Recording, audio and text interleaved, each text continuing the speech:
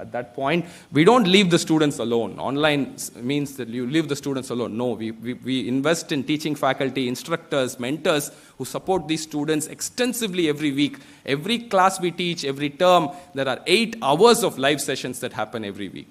So that kind of involvement is there, engagement is there. We make sure students stay connected. All exams are in person. Every month you have to go to a center near your house and write an exam in person. So the rigor is there, engagement is there, high quality content is there, prestige is there at the end of this degree, and this is without JEE. Today, IITM offers this degree. How well are we doing here? Here are numbers just to show you what has happened. I want to remind you, we just started in Jan 2021. We are yet to graduate a full degree holder. People are making their way through the program. Like I said, foundation, diploma, degree, a lot of levels. They're making their way. Let me show you how the funneling is sort of working, right? So we have had so far about 100,000 applications, 93,000 applications, and the number of people who qualified is about 24,000, about 1/4, you know. Already there is that funneling that's slowly happening. The qualification is 1/4, and then out of that about 20,000 started. Out of that, 17,000 are active today, after nearly 3 years. Look at the retention of an online program. This doesn't happen easily, and we've made it happen. We've made it happen through engagement, involvement with our students. And look at the diversity. We're quite happy about the diversity. Maybe the female part can be a little bit higher, but then overall, age-wise, employment-wise, area-wise, diverse, not that international yet, but fairly international. I want to show you the CGPA distribution. GPA distribution is important. It pretty much looks like an on-campus program if you look at GPA distribution. It's not easy to get high grades in our program, and you have to really work hard to make sure that you stay on, and so many thousands of people are able to work hard and stay on. And here is a little bit of a snapshot how students are progressing, and a map across the country to show you people across the country are interested in this program. In fact, Bihar, you look at the density in Bihar. That's a bit rare, you know, to get into Bihar with a degree like this. We don't shortchange students on student life. This is an undergraduate program. We take student life very seriously. We put them into houses, groups, competitions, a lot of online events. There's also an on-campus cultural, social, sports event, which we call Paradox. Students came up with this name, Paradox. It's an online program, offline event. It's a paradox, so you should call it Paradox. Every year, thousands of students come into our country. You see a big picture, not country, and into our campus, and have a big celebration of this program. You see that big picture with our director. I don't know if you can see our director there. But there's lots of students surrounding him. They come here. We have a huge celebration in May. In case you want to drop by, please let me know. I'm happy to invite you. This is a fantastic event to be a part of and see our students. So we celebrate this program as much as possible. A couple of BS learners I want you to meet. One is Virat Sharma. He's from Jaipur, Rajasthan. Very ordinary family. He supports himself through his own work. And he tried for JEE, couldn't afford it. After a while, he dropped it. And then he ended up doing BSc Math in a local college there. Today, he's in our program. He's about to finish both diplomas. He has a CGPA of 9.9. Just look at the talent there, right? And look at how the JEE system and the way the entrance works is simply not going to find this guy. Okay, so we're able to find today. Here's another example, a completely different type of person. Sunita Nair, she was a mechanical engineer working for a long time. Then she took a career break for whatever family reason. And after 5 years, she comes out and sees the world is different today. Right? She took up our program, studied in our program, came up to a diploma. Today, she's employed as a value engineer in a pretty big company. Again, a fantastic success story. I can show you stories like this that you won't believe. People from rural parts of UP who couldn't even dream of writing JEE, preparing for JEE are today in our program. And you should meet some of these students. Some of the most inspiring stories you'll ever see are there in our students. I can go on. This slide can go on and on forever. And this is a fantastic testament of how IITM is able to reach all these students. So let me conclude. First thing I want to say is huge thanks to our team. There's a big team across IITs and in IIT Madras, faculty and staff who support this program. Support from MOE, I have to support the Ministry of Education has been steadfast with us over the past 2.5 decades, supporting us through every single one of our efforts. I have to thank them. Of course, I have to thank IIT Madras and its administration for fantastic support. Let me just conclude with some thoughts. I think if more top institutions across the world, across the country, join us in this initiative, we are happy to help. We are happy to tell you what is it that we have learned, what are the tools and techniques we use for engagement, learning, how to reach out. This can provide the 3 cardinal objectives of higher education: universal access, happy learners, skilled graduates. Thank you very much for this opportunity.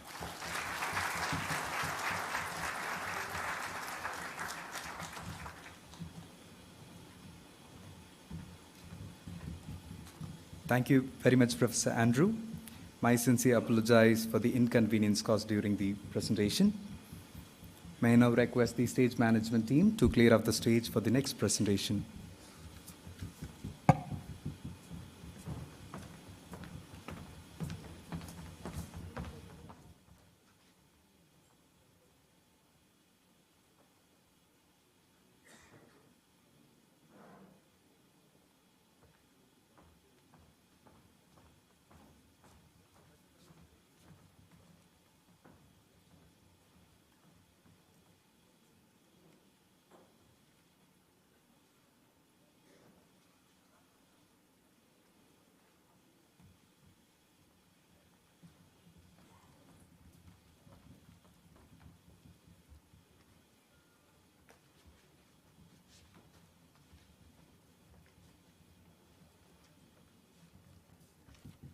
Thank you very much.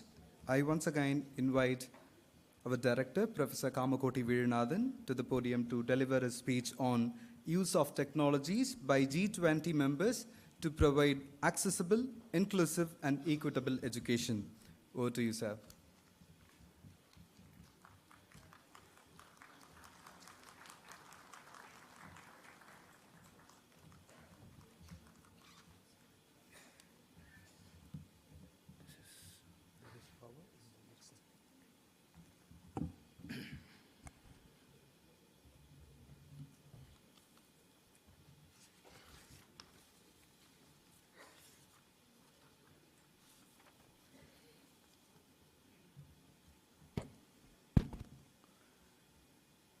A very good morning again to all of you.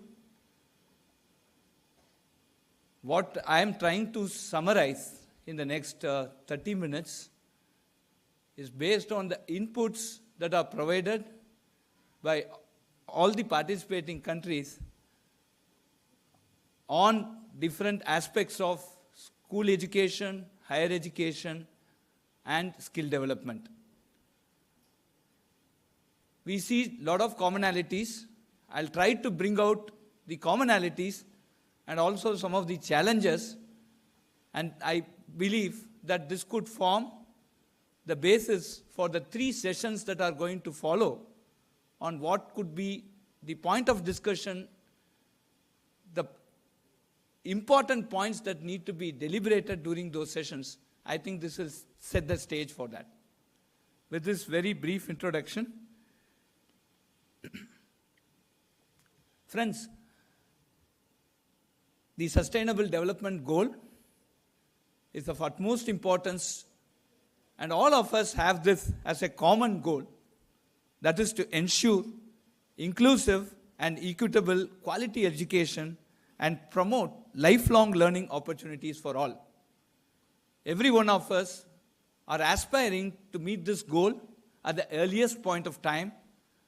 And while we aspire, we have a set of challenges and we also have certain solutions. And we would like to look into what are all the good solutions that we have across the planet in each one of our countries. And we will also look at some of the challenges that we face that we could address collectively. The objective of this presentation is to understand how each one of us are addressing the SDG 04 using digital technology. Where does digital technology actually play a role in meeting the Sustainable Development Goal challenges?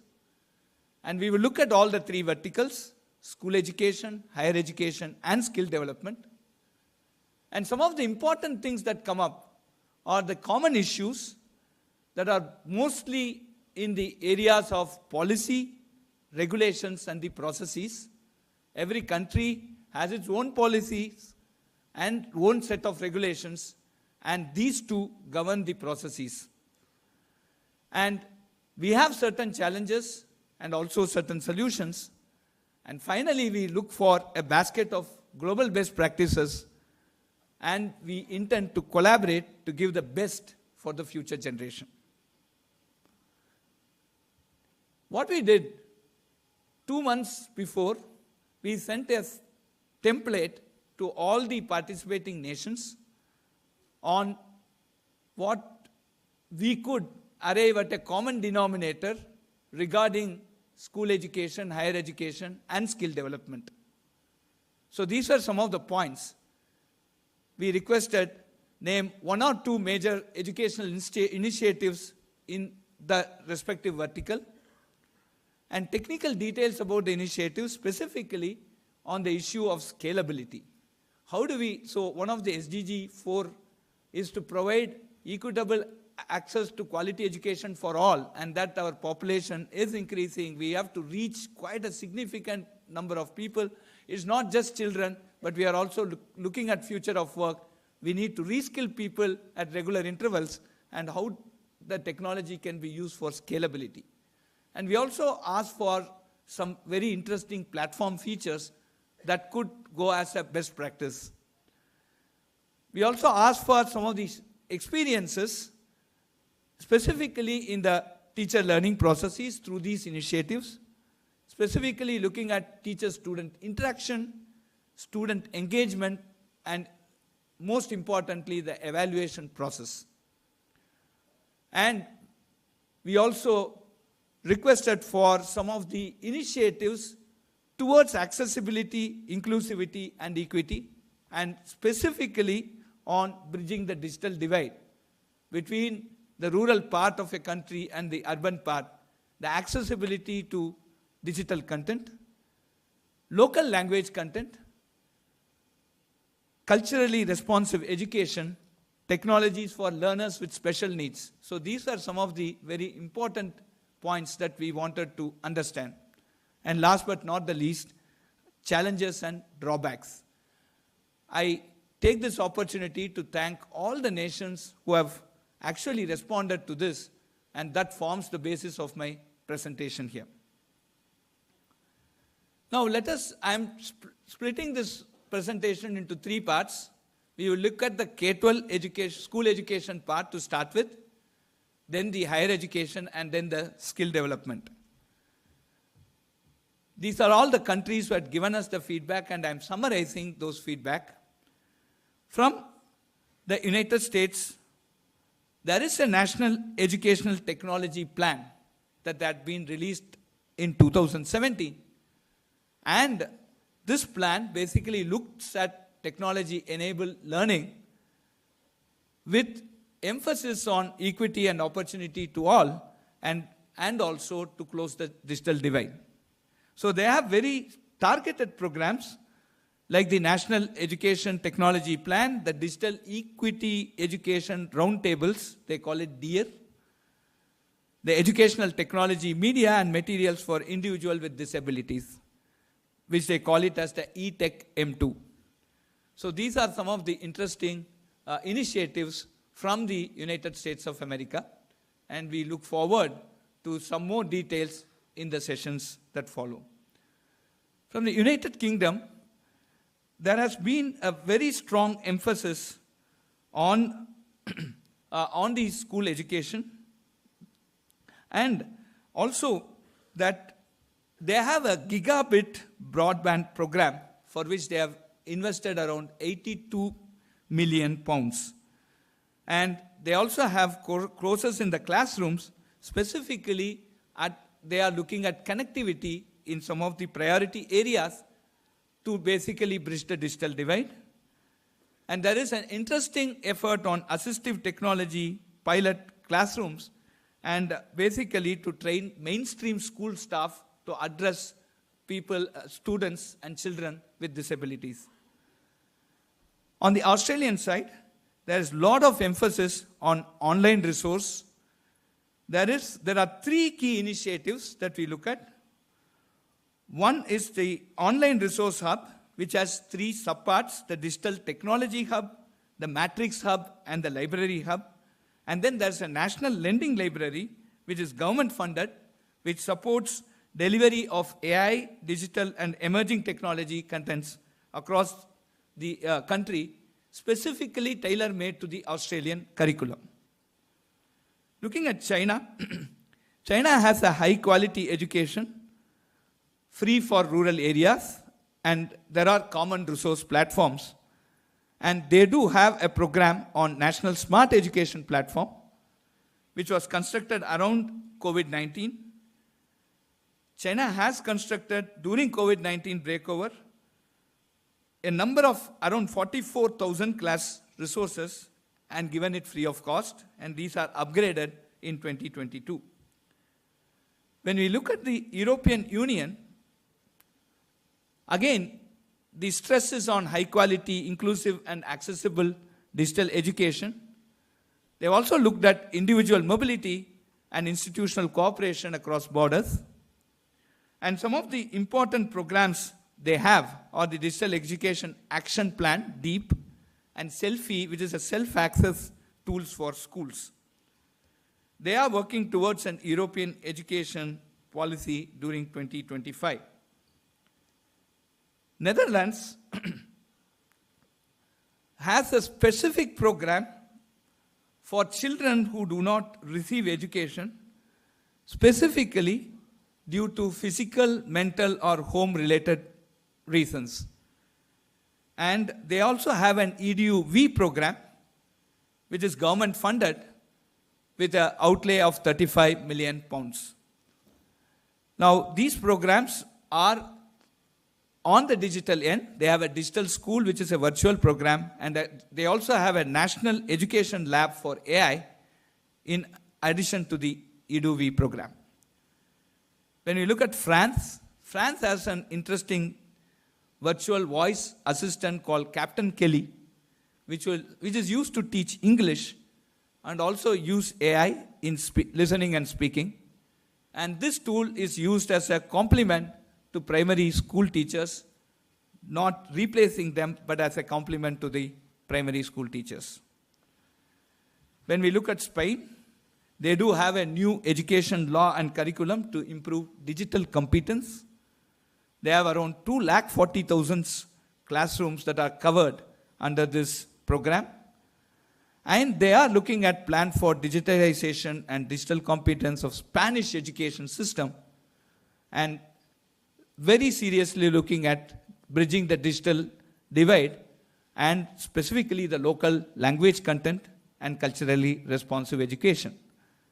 They do have a national education program to address these many, many facets of school education. When we look at South Africa, they have a Department of Basic Education and an AI public special schools with ICT equipment. So this program is basically, they have a resource, as we understand, that looks at digital technologies to basically enhance the school education part. They are looking at bridging the digital divide, and they have also local language content. Some of the important programs are the virtual classroom solution, the mobile network supported ICT resources, a central application service, and the TVET campus connection program called TCCP. Mauritius had an education reforms agenda 2016, where they had looked at seriously on the technology-enabled learning, equity, and accessibility. There are multiple programs here. One is the Early Digital Learning Program, the EDLP, in collaboration with India. So we are very happy about that. And then a student support program. And also there is a strong collaboration with NCERT India. Turkey has concentrating again on providing equal opportunities in education and improves technology in schools. They have improved accessibility, inclusivity, productivity, equity, measurability, and quality are the main criteria for some of their educational initiatives. They have a VPN access, internet access program. They have a very stable network infrastructure and a teacher information network. Through the VPN access program, they have connected more than 14,320 schools, and they have a network infrastructure with connecting around 20,000 plus ICT labs. Indonesia, they have an emancipated teaching program, and they have around 2.3 million teachers are basically enrolled through this trainers program. Coming to India, we have our national education policy, which focuses on access, equity, quality, affordability, and accountability. And we have multiple programs. The Swayam, which is study web of active learning by young and aspiring minds. The Samarth, an university information management system. The Diksha, which is for the schools, is a digital infrastructure for knowledge sharing. Many of this we will discuss and debate during the sessions. Coming to the common and key challenges, there is a need for an overlapping responsibility, monitoring the outcomes, and continuous improvement.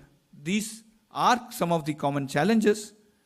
Multiple languages and cultural diversity, resource allocation and resource management, scalability, and especially the post-COVID environment where there could have been a loss of learning, and how do we manage that? These are some of the basic, common, and key challenges which can be part of our deliberations in respect to the school education. Now I move on to the higher education part. Some of the very interesting projects in the different countries, specifically when we start with United States of America, they have been using digital technologies for higher education, and one of the important things is that they have used blockchain as a pilot project. This basically includes guardianship identity, verifiable credentials, education credential digital wallet, transfer credit recognition system, and digital credential platform. This becomes extremely crucial when we look at education, where we could have an academic bank of credits, where students can access education across multiple universities, take the best, and come out with one recognizable degree, right? So this blockchain gives you a very, very secure environment with lot more of verification on the academic credentials. I think this is a very interesting development when we would like to look at in great detail. United Kingdom, the higher education providers are autonomous here, and the Department of Education is not involved in digital initiatives, as we understand from the slides. But they have a degree conversion program in AI to meet the growing demand, and they are funding scholarship for students from underrepresented backgrounds to undertake AI and data science conversion courses, and they also attract industry investments and reduce government investment. From Australia point of view, there is a regional university center program which looks at the tertiary education access in regional and remote areas, and which uses significant amount of technology. And there is also an access for traditionally underrepresented, like first in family, Aboriginal with disability, etc. China has a smart education platform for higher education.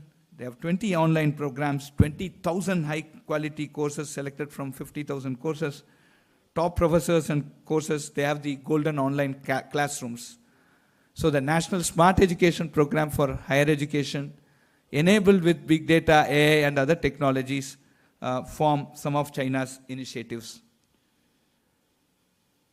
From the European Union, there is a Connecting European Facility, CEF program, which support individual mobility and institutional cooperation across borders.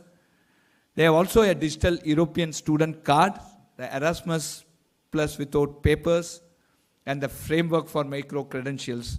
These are some of the technology-related initiatives. It's very specific to higher education from the European Union. When we look at Netherlands, there's a SURF program, which basically talks about cooperative IT organization for Dutch higher education, a platform for knowledge sharing and workshop for innovation. These are some of the initiatives from Netherlands. They focus on open education APIs and information exchange for students, along with infrastructures for micro-credentials. Looking at France, there's a Find My Master's Degree program, a unique digital platform to display master's degrees. and a simplification of the relationship between students and universities using technology. Spain has a transformation of classroom in higher vocational training centers into stages of applied technology and entrepreneurship classrooms in vocational education and training. South Africa has an implementation of National Student Data Warehouse, comprehensive data to provide evidence of success of education system in meeting National Development Plan. And they also have looked at being accessible to all interested parties, provide positive feedback for curriculum revision and renewal from higher education to basic education. Mauritius has a technology-enabled learning project and open educational resources policy. This is a support from Commonwealth of Learning in the development of OER policy and continuity in learning and assessment in higher education ensured during COVID. Indonesia has a Kedai Reka platform where industry presents their challenges and academics can offer ideas. There are close to 9,700 industry partners registered and 12,900 ideas and solutions proposed in the last few years. India has multiple higher education institutions and centrally funded technical institutions. We have a national innovation and startup policy. We have continued the emphasis on STEM while embracing emerging technologies. We have a very, very strong emphasis on interdisciplinary courses. The BS Data Science program, as explained in the previous presentation. We have a very strong support for innovation to kindle entrepreneurship and the spirit to meet the vision of Atmanirbharta, which is self-sufficiency. All these have been highlighted in the national education policy of our country. So to sum up on the higher education side, these are the common and key challenges. One is most higher educational institutions are autonomous and need appropriate management to ensure equity and quality, and need to blend online and face-to-face teaching, limited access for people with disabilities that need to be addressed, responsive to changing labor market, cyber security and privacy concerns, and change management. These are common key challenges that we find across the nations, which could be part of our deliberations looking forward. Coming to the last part, namely the skill development, USA has an educator preparation program to prepare future teachers to be successful in new digital learning environments. And they prepare to thrive in digital learning environment, use technology for professional learning, applied frameworks to accelerate transformation, and improve expertise and increase collaboration. Now, from the Office of Educational Technology and International Society of Technology in Education, the ISTE and the OET, they conduct this educator preparation program. And then this is for ensuring digital equity and transformation network. From the UK, there is a Genet Computer Network, the UK's National Research and Education Network. They funding, there is a considerable amount of funding for skills and further education. And also they connect through the Janet, which also has a digital elevation tool for online self-assessment. Basically, reskilling is to be enabled at scale, and technology will be probably the only solution to arrive at that scale, because as we see with the growing industry 4.0, the different needs that come on a constant basis, these are some of the very interesting initiatives that can take us quickly reskill our people to meet the growing demands and to meet the changing demands from the industry. When we look at Australia, Australia has a digital skills organization, the DSO, established to engage with digital and tech industry to improve training to meet skill needs. The DSO developed digital skills platform model are used for both skill assessment and also digital skill standards. So this is one of the important initiatives from the Australian side. China actually has the National Smart Education Platform on vocational education, specifically targeted to improve digital resources with real-time analysis and optimizing scheduling systems. They have around, again, 30,000 courses of various kinds, including 22,000 courses from 1,209 professional teaching resource libraries, 6,628 online courses, and 2,222 open video courses, 2,222. So this is the scale at which vocational education is addressed by China.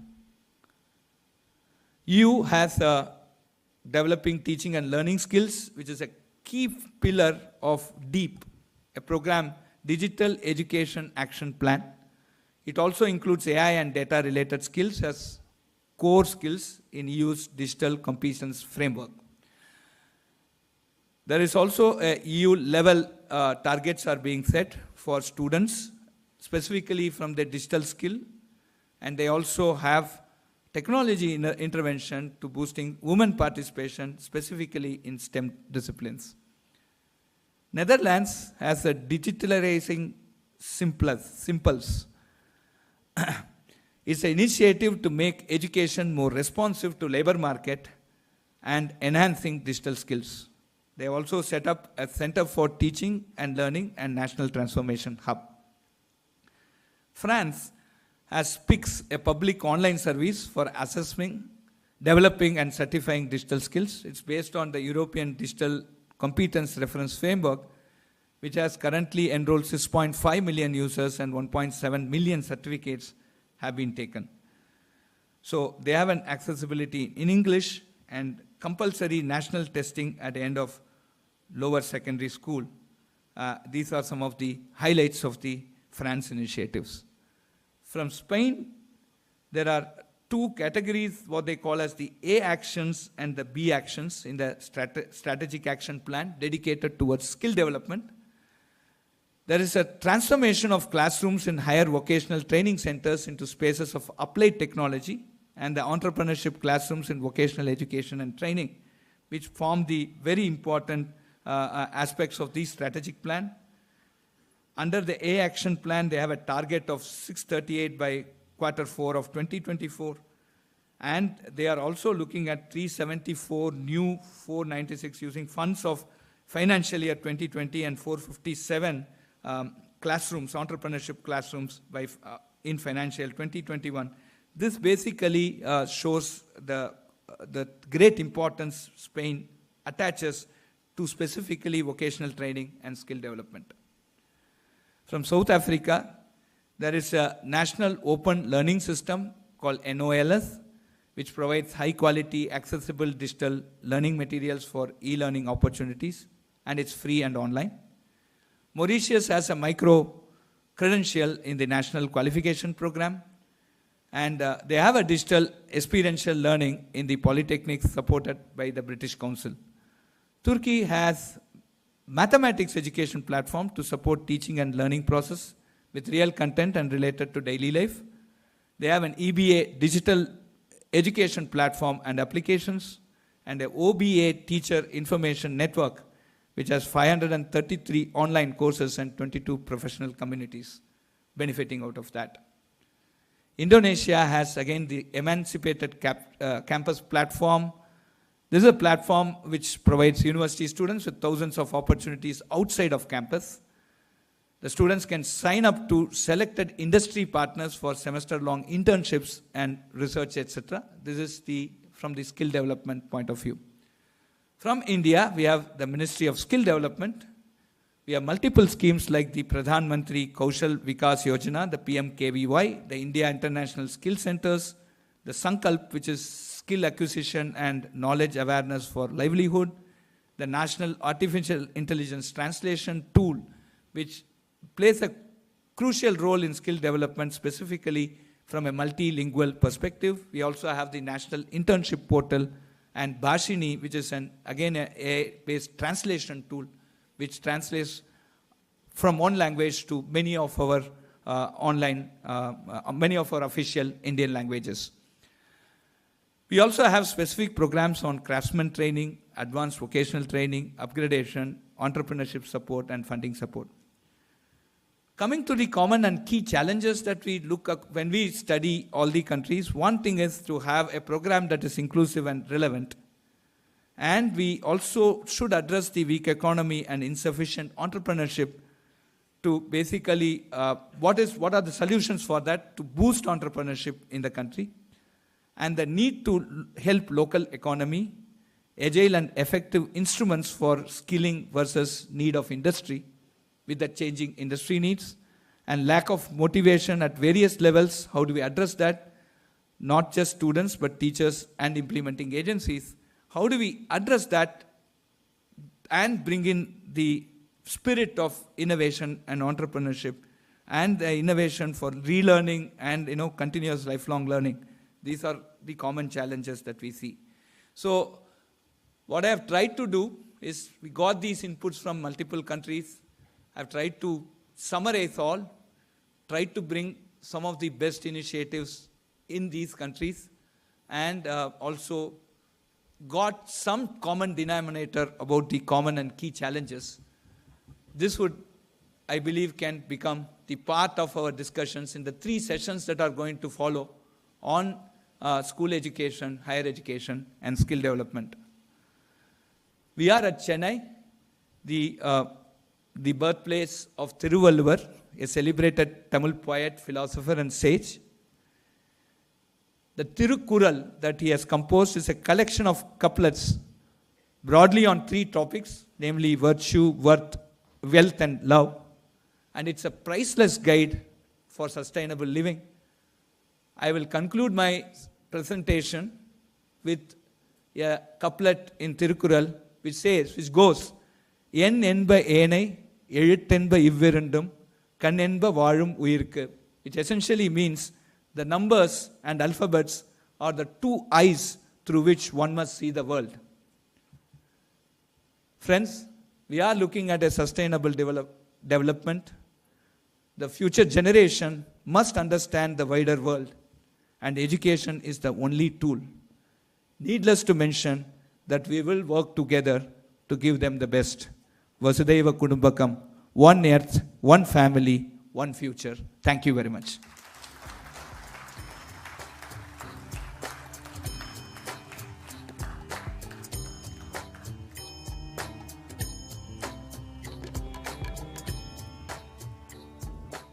Thank you, Professor Kamakoti, for bringing in the best practices around the world.